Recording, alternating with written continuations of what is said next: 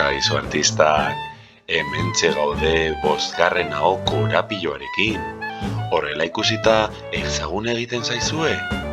Aldapeko deitzen da, ezta? Edo aldapeko sagarraren. Hau korapillo kokatzeko begira zazue marrazkia. Zuhaitz adar bat daukagu sagarrez beteta.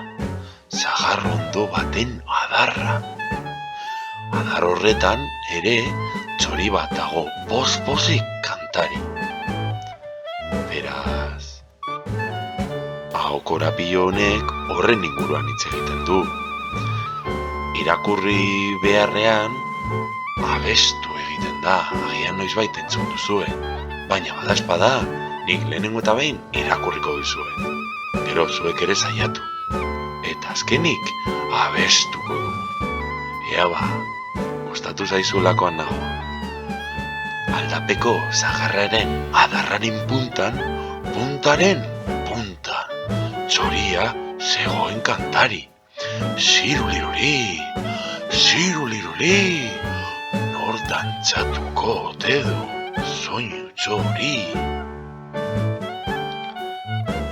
Eta orain, abestuko dugu. Zuk ere, animatu, nik behin eginda edo egin baino lehen pausatu eta saiatu.